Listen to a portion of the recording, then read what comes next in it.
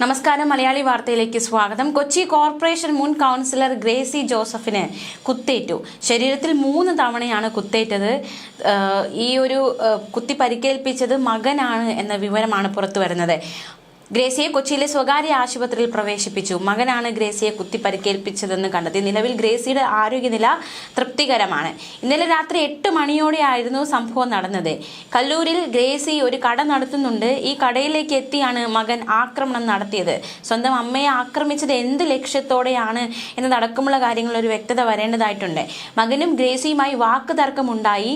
എന്ത് കാര്യത്തിലാണ് എന്നറിയില്ല, പക്ഷെ വാക്ക് തർക്കം ഉണ്ടാകുന്നു. പിന്നാലെ മകൻ ഇത്തരത്തിൽ കത്തിക്കുത്ത് നടത്തുകയായിരുന്നു. തർക്കത്തിനൊടുവിൽ കത്തി കൊണ്ട് ഗ്രേസിയെ കുത്തുകയായിരുന്നു മകൻ.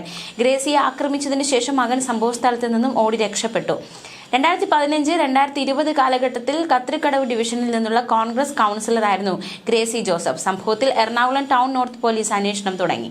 കലൂരിൽ ഇവർ നടത്തിയിരുന്ന കടയിലെത്തിയാണ് മകൻ ആക്രമിച്ചതെന്ന് നോർത്ത് പോലീസ് പറഞ്ഞു.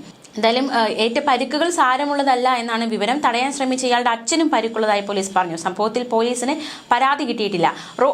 അതേസമയം നമുക്കിനി മറ്റൊരു വാർത്തയിലേക്ക് കൂടി പോകാം. കഴിഞ്ഞ ദിവസമൊക്കെ നമ്മൾ കേരളത്തെയൊക്കെ വളരെ ആകാംക്ഷയുടെ മണിക്കൂറുകൾ, ആശങ്കയുടെ മണിക്കൂറുകൾ കൂടി കടന്നു പോയിക്കൊണ്ടിരുന്ന ഒരു വാർത്തയായിരുന്നു ഹൃദയം കൊണ്ടുപോകുന്ന ആ സംഭവം. അതായത് റോഡ് കുറുകെ കടക്കുന്നതിനിടെ വാഹന അപകടത്തിൽ ഗുരുതരമായി പരിക്കേറ്റ് മസ്തിഷ്ക മരണം സംഭവിച്ച തലവൂർ സ്വദേശി ഐസക് ജോർജിന് ഹൃദയമടക്കമുള്ള 6 അവയവങ്ങൾ ദാനം ചെയ്തു.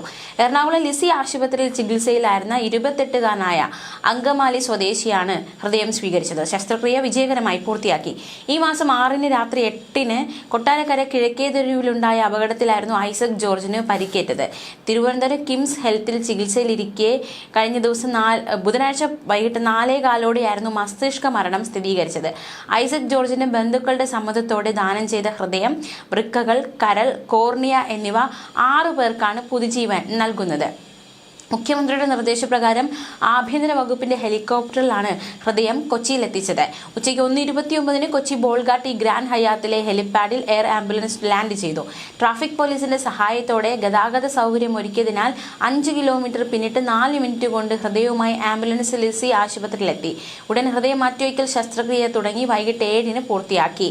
കൊട്ടാരക്കര ബ്ലൂം റെസ്റ്റോറന്റ് ഉടമയായിരുന്നു ഐസക് ജോർജ്. പുനലൂർ ഭാഗത്തേക്ക് അമിത വേഗത്തിലെത്തിയ ബൈക്ക് ഇടിച്ചായിരുന്നു അപകടം സംഭവിച്ചത്. ഡോക്ടർ ജോസ് ചാക്കോ പെരിയപുരത്തിന്റെ നേതൃത്വത്തിൽ ഡോക്ടർമാരായ ഭാസ്കർ രംഗനാഥൻ, പി മുരുകൻ, ജോബ് വിൽസൺ, ഗ്രേസ് മരിയ, ആന്റണി ജോർജ്, ആയിഷ നാസർ, രാജി രമേശ്, സൗമ്യ സുനീഷ് എന്നിവരാണ് ഹൃദയം മാറ്റിവയ്ക്കൽ ശസ്ത്രക്രിയ നടത്തിയത്. ഇന്നലെ രാവിലെ 8-ന് ലിസി ആശുപത്രിയിലെ ഡോക്ടർമാരായ ജേക്കബ് എബ്രഹാം, ജീവേഷ് തോമസ്, ജോ ജോസഫ്, ശ്രീശങ്കർ എന്നിവരുടെ നേതൃത്വത്തിലുള്ള മെഡിക്കൽ സംഘം കിംസ് ആശുപത്രിയിൽ എത്തിയിരുന്നു. ഹൃദയം എടുക്കുന്നതിനുള്ള ശസ്ത്രക്രിയ തുടങ്ങി. ഉച്ചയ്ക്ക് 12:35-ന് തിരുവനന്തപുരത്ത് നിന്നും ഹെലികോപ്റ്റർ പുറപ്പെട്ടു. ശസ്ത്രക്രിയ പൂർത്തിയാക്കി 48 മണിക്കൂർ നിർണായകമാണെന്ന് ഡോക്ടർ ജോസ് ചാക്കോ പെരിയപുരം, ഡോക്ടർ റാണി മാത്യു കടവിൽ എന്നിവർ പറഞ്ഞു. 29-ാം ഹൃദയം മാറ്റിവയ്ക്കൽ ശസ്ത്രക്രിയയാണ് ലിസി ആശുപത്രിയിൽ നടന്നത്.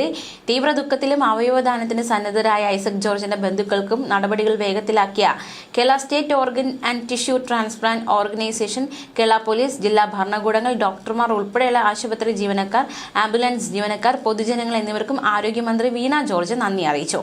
മൃതസഞ്ജീവനി പട്ടികയിലുള്ളവരുടെ മുൻഗണനാ ക്രമത്തിൽ അവയവദാനം പൂർത്തിയാക്കാനുള്ള നടപടികൾ സംസ്ഥാന ആരോഗ്യ വകുപ്പ് വേഗത്തിൽ പൂർത്തിയാക്കി.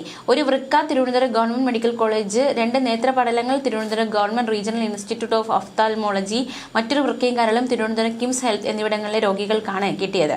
അപകടത്തിൽ പരിക്കേറ്റ ഐസക് ജോർജിനും പരമാവധി ചികിത്സയൊക്കെ ഉറപ്പാക്കിയതാണ്. പക്ഷേ പരമാവധി ചികിത്സ നൽകിയെങ്കിലും കഴിഞ്ഞ ദിവസത്തോടെ മസ്തിഷ്ക മരണം സംഭവിക്കുകയായിരുന്നു.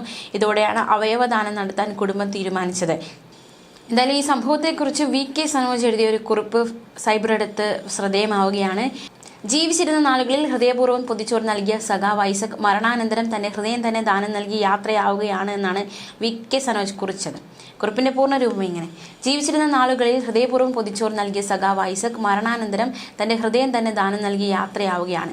ചികിത്സയിലായിരിക്കെ മസ്തിഷ്ക മരണമടഞ്ഞ കൊല്ലം സ്വദേശി ഐസക്കിന്റെ ഹൃദയം ഇനി ലിസിയിൽ ചികിത്സയിൽ കഴിയുന്ന അങ്കമാലി സ്വദേശി അജിൻ ഏലിയാസിന് ജീവൻ പകരും.